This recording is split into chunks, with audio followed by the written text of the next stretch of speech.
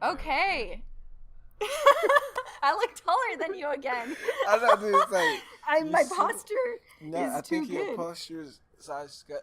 All right. Okay. Awesome. Welcome to episode 2. Yay! Okay, so really enjoyed doing the first one. I think there was positive feedback from like in-person people, and for my dope. thanks. For second episode, we have here Nelly Sugu, and that's how you say it, right? Yes, Sugu. I mean, that's 100% right. Okay, cool. And I actually have 4 names. You have 4 names? Yeah. So I saw you have Joseph because I saw it on your Google Chrome. Mm-hmm. So Joseph, Nelly, Sugu, Sugir. Ah. But it's just too many names, so I just picked the middle two. Bam. I like it. Yeah. And he is my bootcamp instructor. As you guys know, or don't know, I'm going to a 6-month bootcamp to learn MERN stack. And so Nelly is the instructor, and you flew in like last minute from Dallas? From Dallas, yeah. Cool. So basically, so I work for a company called Trilogy Education Services. And what we do is we teach people how to code and jump into this tech career where it's kind of sold like this is the hardest thing you ever do. Yeah. And, that way people feel like they have to be like geniuses to do it. Oh, but really it's just all practice and, being taught the right way. So, I came in full time in December. Mm-hmm. And I came in on a team of SWAT instructors. SWAT instructors? Yeah, so the whole idea is, basically anything could happen. Yeah. And that was for us to be able to respond to situations where, let's say, we hire an instructor or TA that might not end up being a great fit at the end of the day, or something happens and they have to pull out. I mean, we didn't know that was going to happen, but a week after I was hired, the guy that we hired to teach, UC Davis, literally pulled out. Oh, okay. And when he pulled out, that was my number got called, it? and I'm like, I need to go. Like, I remember contacting me on Friday. I heard about it on Friday, and I was in the air on Sunday. Got here Monday, and then Tuesday. Oh my gosh. It was crazy. That's like a crazy life adjustment. Yeah. Mm-hmm. And then like I just remember first day of class, the most enthusiastic teacher that I've like ever had. You were like so happy. But that's how you are. Like that wasn't an act. That wasn't just trying to get us pumped. That's like how you are every class. You're just always smiling and you're just like always so happy. Like to be honest, I've been I've because me personally, like, I didn't grow up coding when I was 5 or 6, right? Yeah. Something that I learned just as I went, and it was the toughest thing I had to do. Yeah. But then I figured out just how cool it was, but also how not that complex it was. That I believe that everybody could learn it. Yeah. And then when I started helping other people, I'm like, oh my gosh, I would want to do this for like a class. I would want to have a class and teach them. And then the coolest thing that I loved about our class was that, a lot of people just didn't have any background in it. Yeah. And it was just brand new to them. So to me, I could see like ahead, like 6 months later, how much you guys would know. And I was so pumped about that. Yeah. And I wanted you to kind of like I wish you guys could see my belief in you to just kind of like see in the future, So that's why I was pumped about. And but I mean, it's been a wonderful journey. Yeah. Like best thing I ever done. Oh, that's awesome. Yeah.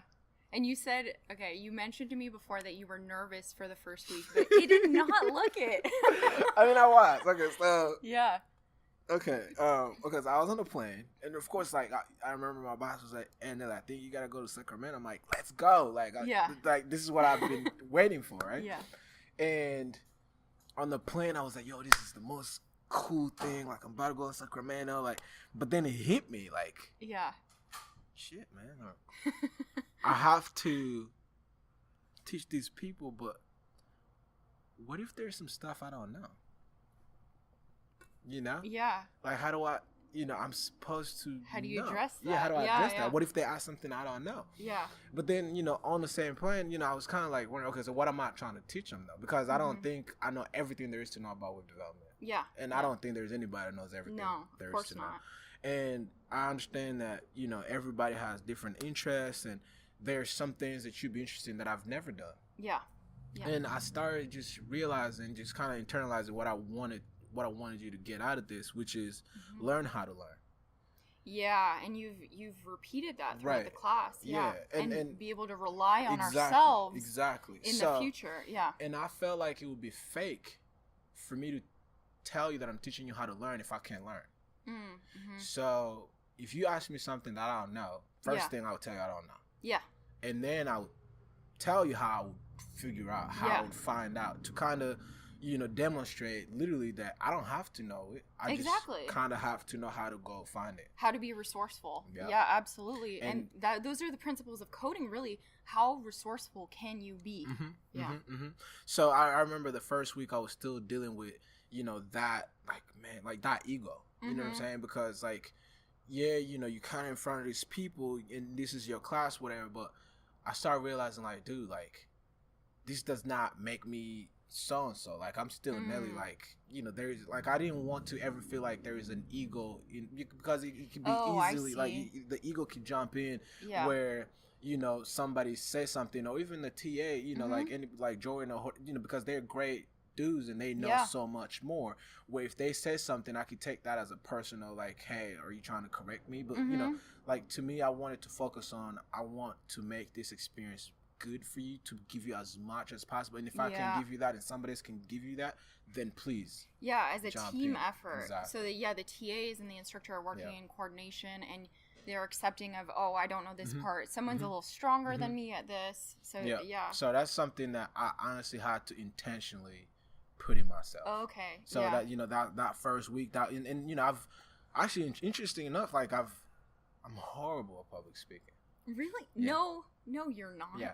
So I've never done anything like that. Anything. Really? So that was your first. Oh, I remember you saying that was your first time teaching, but you have tutored before. Yeah, but tutored is one-on-one online on a Zoom call. So it's not I'm in front of people hey, let's get this.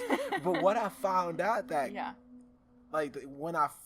when I realized that I can't fake being a public speaker, I just had to be myself. Yeah. And when that happened, I was like, man, I remember that first class, the first class, just the intro and kind of walking you through the whole thing. To me, even to this day, class still ends and I'm like, what the hell just happened? Because I'm so just zoned in that I don't even know that I'm, it doesn't hit me that I'm teaching 31 students. Yeah. It doesn't. Oh, that's crazy. Crazy. I just get lost in it. Oh, you're not from America. No, I'm not. I am not. I was not born and raised here. Yeah. You were born and raised in Rwanda. Yes, I was. Yeah. I was. Okay, so I was born and raised in Rwanda. That's in Africa, people. I'm going to include a map below. No, I'm just kidding. But yeah, so grew up there up until I was 19. And English is not my first language. Me neither. There you go. French, right? Yeah. All right. So I basically, long story short, I was pretty smart. Relatively smart. Pat on the back. No, I just did. I just literally did. I mean, that's basically what we do back home, man. We study. At least my generation, growing up, your parents, all they ask you to do, they don't ask you to do any jobs. I mean, my parents didn't get any jobs in summertime. No, just study. Study. And, because that's the one thing that's the legacy. They pay for your school. They literally pay for you to go to school and just get good grades. That, to be a good kid, you have to get good grades type stuff. Yeah. Is it all private schools then? Since you said you have to pay? So, yeah, I mean, so some schools are public and, so far, some schools are free to go to a certain level, but at some point you got to pay. Oh, really? So my parents, they didn't have any, land or anything like that. So the only inheritance I ever got was education. That's a good inheritance. Yeah, that's what they tell you. You know what I'm saying? That's so valuable. Yeah. So then when I was in high school, I found out about this. So this is a long story, man. I don't know how far you want to go, but anyway, whatever you want to talk about. Okay. Yeah. So I was on a basketball team, and grew up in a place where like there wasn't a whole lot going on. But when I was in high school, I was going to a boarding school. I was on a basketball team, and one of my best friend that was a point guard for our team. He was a senior. I was almost a freshman, what you call a freshman in high school. And when he graduated, he told me that he was going to America. I'm like, how? He was like, yo, man, there's this scholarship, you know what I'm saying? Like, there's this scholarship that you get if you're, good and smart enough. Student, yeah. And I'm like, what do you mean? It's just, get good grades, and once you get good grades, then, there's all these universities from the state that, that comes to Rwanda, interview students, and then they pick the best out of the best, right? Yeah. I'm like, oh, man. Like, at that point, I was like, deep down, I was like, I don't think this dude is smarter than me. Yeah. So obviously, oh my God. If you're watching this, no. To be honest, we're not bragging. I was like, okay, I think I'm if not you're better, capable. I'm capable. Yeah. So I was like, man, I'm going to the States in 3 years. Yeah. So, but I was like, okay, that's a given. I'm going. Yeah. Oh, I love that. I don't want to be in the United States and just speaking, like horrible English. Yeah. So I started working on my English thing. How did you work on it? Oh my God. Okay, so watched a bunch of movies, but at that point, I convinced a bunch of my friends to start an English club at my high school. Oh, so the English club, the whole idea was we get together and we just speak English. And then, it might sound weird, but in a country in a place where you're not speaking English every day, you have to intentionally actually speak English. No, I understand that. So we would just get together, watch a bunch of movies, debate, and, the whole rule of the club is if you're a club member, outside of the club, you can't speak any other language but English. So even if somebody's talking to you in any other language, you have to respond. So you have to force it because to each other, to everybody else, even to anybody that speaks to me in any other language, I'll respond in English. Oh, really? Because I believe that you can't get good at any language unless you speak it. You have to practice it. So and then 3 years later, scored among the top students. Yeah. It got interviewed by this university in Riverside, California. Yeah. And my English was on the top. Nice. They were like, all right, let's go. But I wanted to do medicine. Yeah. You wanted to do medicine. Because back home, you're successful if you're a lawyer, doctor, or whatever. Yeah. So, and I was pretty good at, biology and chemistry, and I've always kind of set my mind up. I also wanted to be a surgeon. I wanted to be a heart surgeon or brain surgeon. Oh, my gosh. Yeah. But the school that gave me the scholarship for 4 years, they didn't have a medical degree. They had pre-med. And I found out that you have to do pre-med for 4 years and then do medical school for another 4 years. And then I'm like, where am I going to get that money? I only have 4 years paid for. So I figured, okay, I guess not. Then what am I going to choose? What am I going to do? Yeah. And I figured, you know what?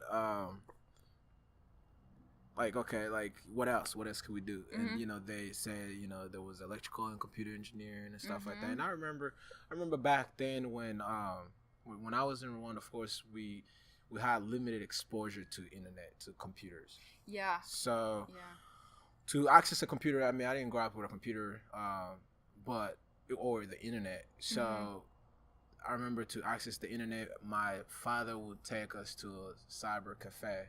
Oh, okay. To talk to our aunts that lived in Europe. And you mentioned this in class before. This is my my encounter with the internet where I wrote. My dad taught us to write our cousins that we've never met. So we open emails and we start typing and just literally clicking. Is it chicken fingers or something? Like that, it's called And then so we wrote them and we sent it. To me, it didn't make sense how they were gonna, because it's like I'm used to writing on a piece of paper or whatever. You So can write a letter. But then eventually a week later we'll go back and they've wrote back and they sent pictures. that blew my mind. You know? So, learning Yeah. that, electrical and computer engineering, you can learn about, doing, know what goes on behind that. I think I want to do that. That's awesome. It was it's awesome Yeah. looking back, but when I actually started doing it, it's like you have to learn new languages. Oh yeah. Yeah. But it was a little bit easier because I spoke different languages. But the fact that everything that I was learning, even though my English was okay, everything I was learning was in English. Like the programming languages, everything is literally in English. So when you learn about a class, to you get it. A class is a collection of things. Yeah. It's like if you learn about an object, it's an object. It's like that. Anything is an object. It's the terminology itself. Yeah. It's English. To about me, that terminology did not just click. Yeah, because not only did you not know the concept, you didn't know what the word meant. Yeah. So it's twice as hard. Yeah. So I remember literally checking in the dictionary, like, what the hell is a class? Yeah. But that's a good way to learn because you're going on such a small, granular level that you have to understand it in its totality. Yeah. Like I remember when we were learning C++, there's this thing called a pointer. Oh, yes. I have encountered that very minorly. But to me, I didn't get that, it's an analogy to something pointing to something. Yeah. It never clicked because, like, now I get it, but it's like, it's like a handle being a handle of a door. You know what I mean? I never got it, so I was struggling so much. Yeah. But the one thing that kept me going, though, was the fact that I had this ego thing about I'm smart. Like this can't be the end of me. Yeah. It kept you going. Yeah. It kicked my butt so much. So I kept going just to prove to myself I'm smart. I'm freaking, I got here for a scholarship. I'm freaking smart. Yeah. But it was too hard. It was pretty hard. Probably the hardest thing I really had to learn. Just programming. But I fell in love with it though. Yeah. Okay. Fell in love with it. What first interested you in coding? Like, what attracted you to it? I think the one thing that I really love about coding is the ability. I mean, I guess with software at least, the ability to make anything that you want. It opens up the doors for creativity. So it's like any ideas that you have, you're kind of lonely with them. You can tell people about them, but until they're out there, they only exist in your head. Yeah, agreed. So the ability to actually code something up and have people interact with it. Like I don't know if you could put words in it. Just that feel. It's like creating. Yeah. It's like you become a creator of this thing that ends up having a life of its own. Exactly. There's a beauty to it. Absolutely. It's amazing. Yeah, and I've been like really focusing on the interaction between writing and coding, and some of what you just said is really correlative. When you're writing a book, you're creating something that's not been created in that fashion before. That wasn't there. And you just basically like to me I've always cared about making an impact and I don't know, like I call it making a dent into the world. Just changing the path that people are taking just because you came up with something. Yeah. It's mind blowing. It's mind blowing. And on that subject, you are creating something right now, and you were talking to me a little bit about how, like, it just seems to forever be like kind of expanding, like the universe. Yes. So I'm currently working on an app that's basically, in a nutshell, it ends up becoming pretty much an Instagram meets Yelp meets Reddit meets Uber for basketball. Nope. Because basketball.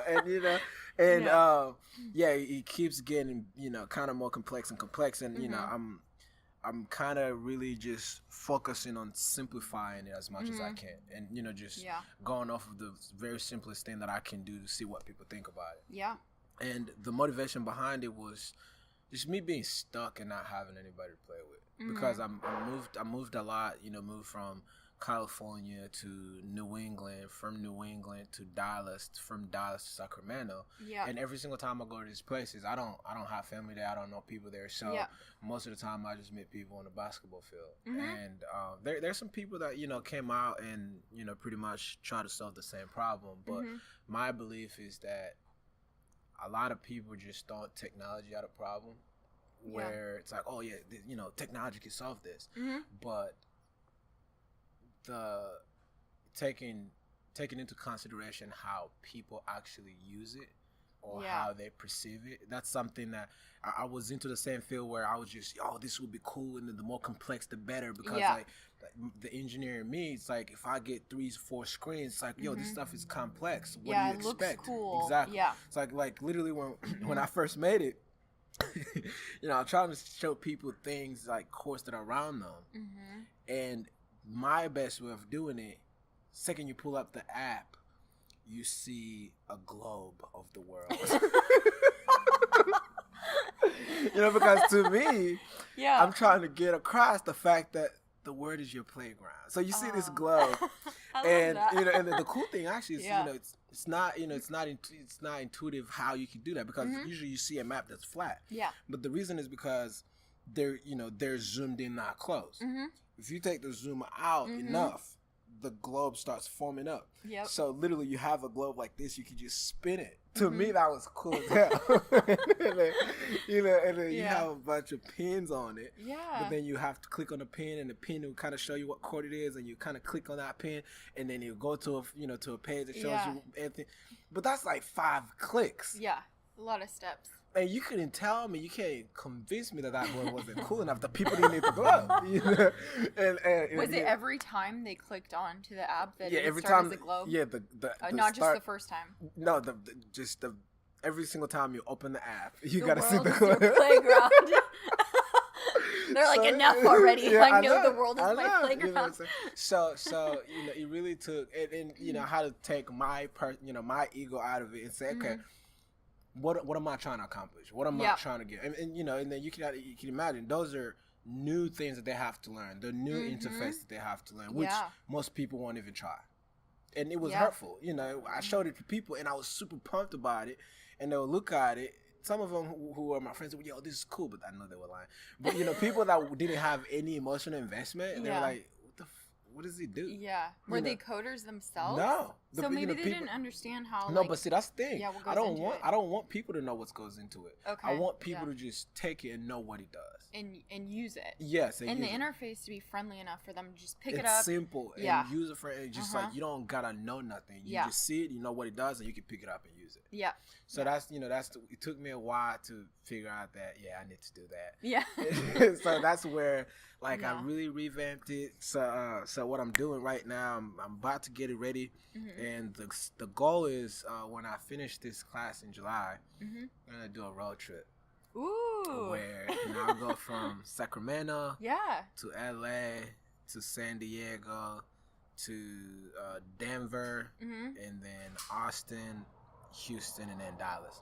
And along those way, I'm gonna be stopping at basketball courts to run that route to just play with people and kind of like introduce them to kind of see what they think, and also kind of market this thing. And but I honestly think that I have something that a lot of people kind of missed, and I've put in a lot of work, and hopefully people like it.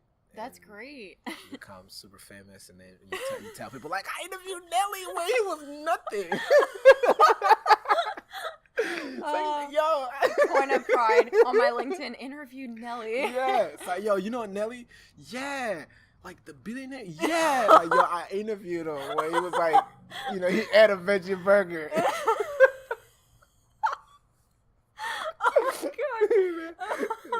Oh my god. Oh my gosh. I love the grassroots aspect of it. Like, you just going out there and talking to people. Yeah, because the whole idea behind it is, to me, I want, I believe that, the whole idea behind meetups, right? It's like when people have something in common, they're not strangers, even though they don't know each other. True. That's why people go to conferences and they Yep. make friends there. That's where you go to a meetup and you don't have to know people. You can start talking about whatever the meetup is about. Exactly. And then you end up making friends there. Yeah. So, but the weird thing that happens is there's some things that's not true. For instance, a lot of people would not have the guts to go to a movie theater by themselves. Yep. They have to come with a common purpose. Yeah, they even though everybody that's there to see that movie, Yeah. I can't meet you. I can't, like, it's kind of weird, you know, in a society to meet anybody in the lobby of a movie theater and be like, yo, you want to sit next to each other? that would be you weird. buy the popcorn. You know what I'm saying? That would be weird. Yeah, but everybody pretty much in the same mindset to watch that movie and have fun. Or when you think about even, like, you know, the way we're raised, right? When you think about sports, it's like you want to go there with your friends. Yeah. So you feel hella weird. It's like going to a bar, whatever. You just feel weird to go by yourself. Yeah. But technically, everybody that's there is trying to do the same thing. Yeah. You know what I mean? So that's cool. The whole thing is I want to make it, and then, you know, the reason why people don't want to go by themselves most of the time, for me personally, I just hated going there and not finding anybody to play with. Yeah. You know, so I want to make it easy so that when you're home, you can see who's there. Yeah. You know, if anybody's there. And then you can just pick up and go. But the ultimate goal, what I'm going to be tracking is how many people have I introduced to each other that didn't know each other. I like that. You know, in person too. So it's not an online experience. You can't befriend anybody online. You can't in this app. There's never gonna be where you can sit home and befriend anybody. So I was saying about where at least, you know, why I think I'm taking this. So the whole idea behind all these like personas online where you meet people or you think, you know, people are this and that, but you don't even know them. Yeah. So when you meet somebody on the court and you like them, whatever, you can't go home and follow them online. Yeah. You're gonna have to talk to them in person. Yeah. To have their information, you're gonna have to bump your phones. Yeah. So, AKA for me to have information, I'm gonna have to like, yo, can we link up? It's like, boom. Yeah. Then I have it. Wait, literally that? Yeah. Because there was a phone that did that. Remember, it would like pass photos. Yeah, it's something like that. Where it's basically we have to be either that or we have to be in the same location in proximity. Yeah. And then I will be able. Or we have to have played together for me to actually be able to get information. So it's like a more intimate friendship, and it allows you to meet them in person, see their quirks, see what they think is funny. And then with that, and be athletic. Yep. And you know, I'm gonna track how many people did I get out of their house. I love that. You know, like Pokemon Go. How many people did I get out of their house, and how many people have I introduced to each other? To me, those are the numbers that I care about. And if it could be 5, 10, I'm okay with it. Yeah. Because those are people that I would have never met otherwise. Yeah. Or they wouldn't have been brave enough to go meet strangers. Yeah. And, you know, there's a lot of people that just keep moving around. You know, there are the shows that a lot of millennials move around a lot, you know, to go for jobs or whatever. So, you know, I hope this is something that can allow people to just, you know, have fun and meet people and you know, create new relationships. I love that. Yeah. It's like a new take on like meetups. Because the whole thing, people say, oh, I can do meetups, right?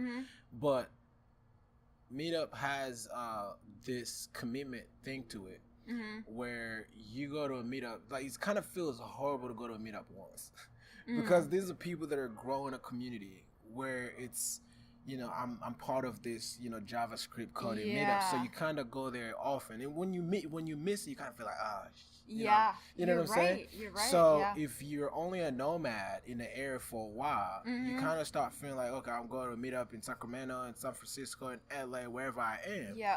Kind of start feeling like, dude, like, what's your deal? Like, you're just pulling out of, but you're not giving back to anything. I see what you're talking about. Yeah. But, you know, some things like sports, like I don't have to commit to playing with you guys every week. I'm here just today. Like, can we play?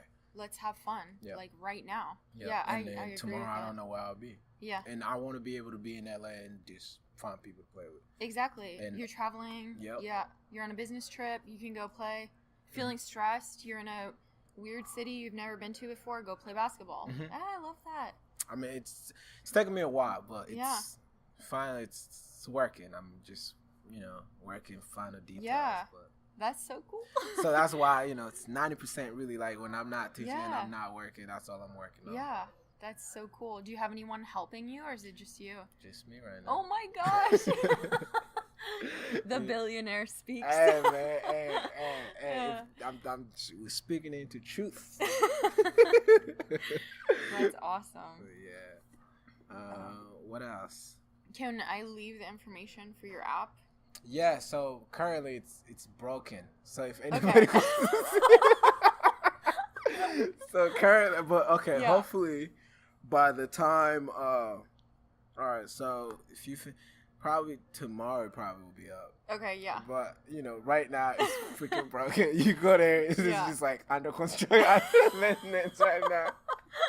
Oh my gosh. So, but when I do, I would definitely like link on this video where I post it to tell people to find it. But absolutely, right now, it's not working. Yeah, it's okay. It's not working right now. It's broken. But yeah. I have a big question for you. Go Who for it. can learn to code? Oh man, who can learn to code? Every single fucking person. Really? Yeah? Alright. If you are a person that, if you learned how to walk and you figured that shit out, if you learned, matter of fact, if you learned anything that you didn't know before, if you learned how to speak, if you learned how, I don't know, if anything that you learned that you didn't know before, you can learn how to code. Absolutely. It's the same mindset. It's the same mindset in the sense that, you have to put in the work. You have to practice. Just like everything else, like us talking, us not thinking about how these words are coming out of our mouth. At one point, we weren't able to do that. Yep. And you have to practice and you have to take the ego out of it, because a lot of people, what I've noticed is that they try to equate them not being good at something to who they are. Yeah. And if you suck at coding right now, you feel like you suck as a person. Yep. But you suck just because you just learned about this thing like 2 days ago. What do you expect? Yeah. You know what I'm saying? Yeah. It's not suck, but the whole idea is embrace it.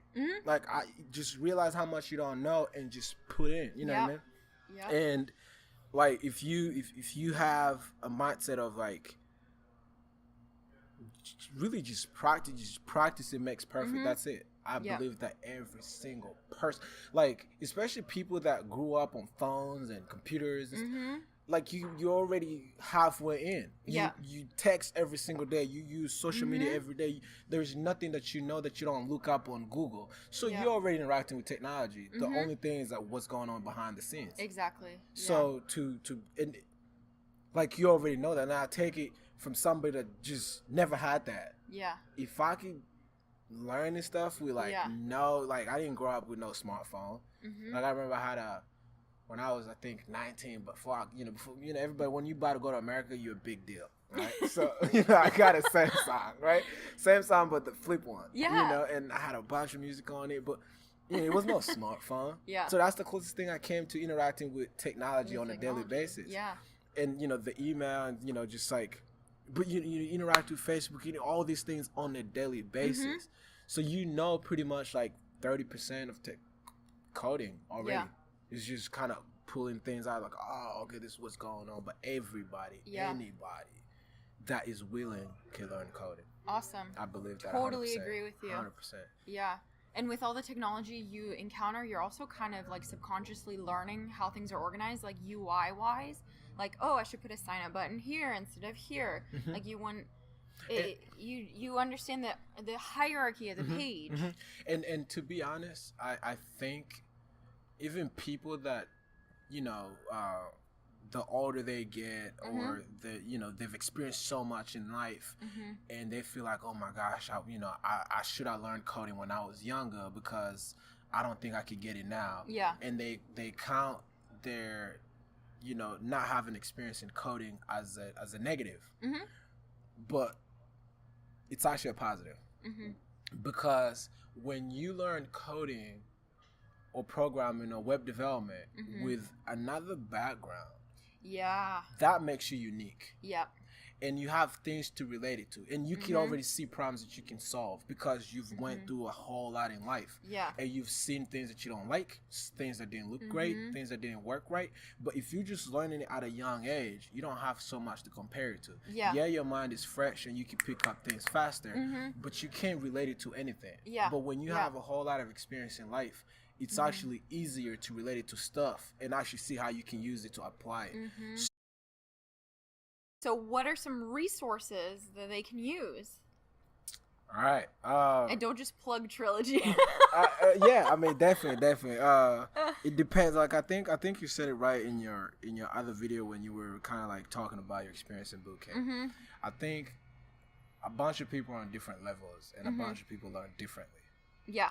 I remember me personally, when I was learning web development per se, I had an electrical and computer engineering background, so some abstraction of code kind of made sense to me. Yeah. So I think, and because of just, I mean, I've been in school, just my life has always been school, so I've read a bunch of books and stuff like that. So to me, not teaching myself, but just learning from resources other people have already put out without any guidance, I was able to do that. So I remember when I wanted to learn about game development, I looked, like, everything was just, landing into my lap really when I was looking. And this is something that I also believe 100%. Yeah. The universe will give you what you're looking for if you look.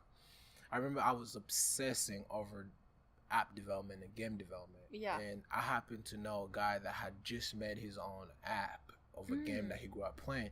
I worked right next to him, and when I walked to him in the morning, because I just did my morning greeting people because I just couldn't hold it. Like, I just kept greeting people in the morning every day, and I saw him play this game. I'm like, dude, what's that? And he's like, oh, it's a game I grew up making. And I'm like, that's weird. How did it end up on your phone? He's like, I made it.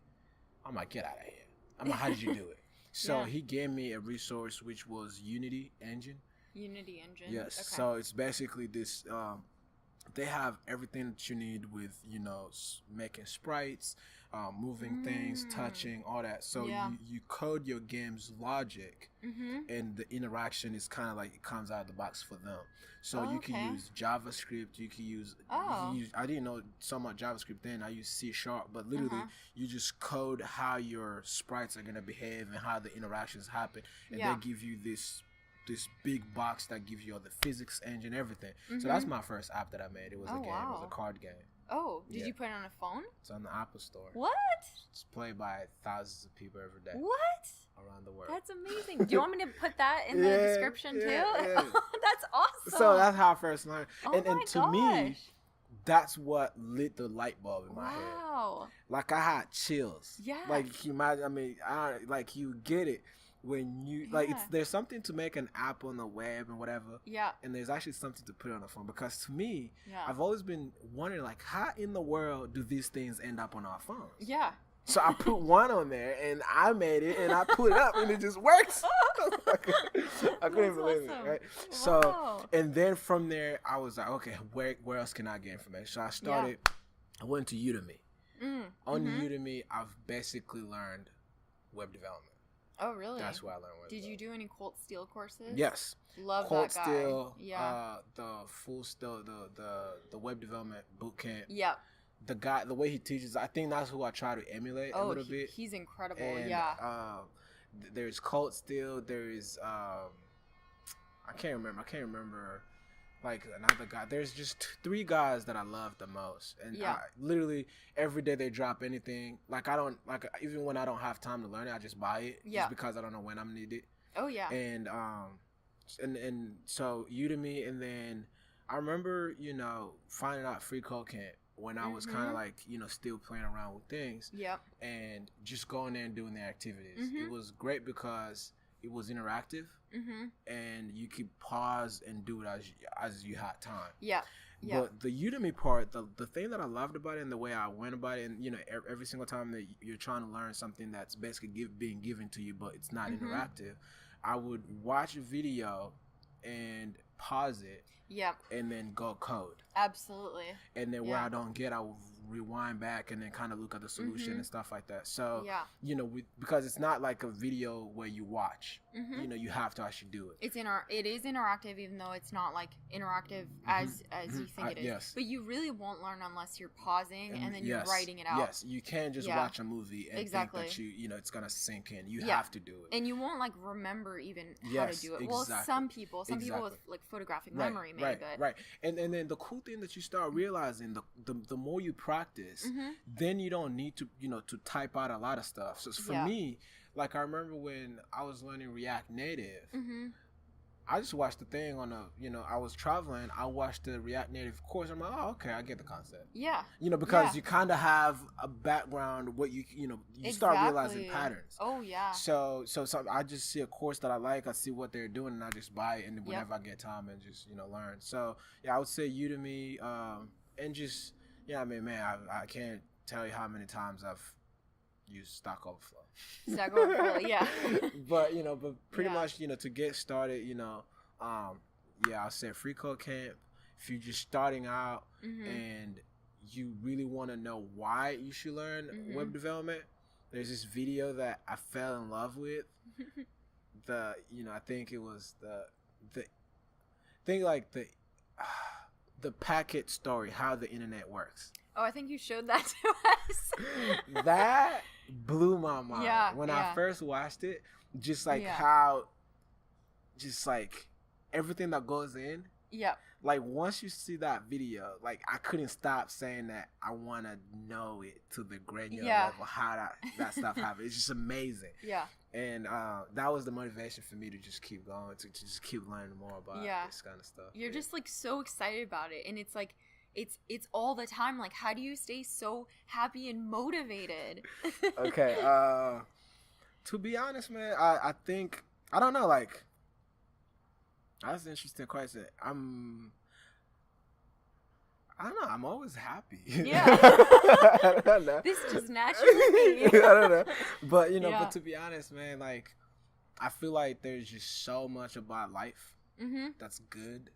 You know, of course, there's stuff that's messed up. And, you know, even in my personal life, you know, there's stuff that's messed up. But, you know, I don't know if it's ignoring it, but I just don't focus on it too much. So, for instance, I might have, like, a horrible day, and I might just hate that day per se, but I've allowed myself to just shift. When I'm coming to class, it's like I stop that server and I start a class server. You know what I'm saying? It's brand new, fresh. Yeah. So, you know, if I'm about to, you know, jump onto this interview, you seeing just brand new Nelly at that point. So it's like every single time when I change, I always refresh the environment. So if I'm about to, like, once I get out of here and I'll go do whatever, it's like a refresh. That's a break for me. Wow. You know what I'm saying? So whatever happened here, it can't follow me. Yeah. I live it. So it's like, I allow myself, the thing is, like, I allow myself to literally be there 100%, so I don't regret not doing anything.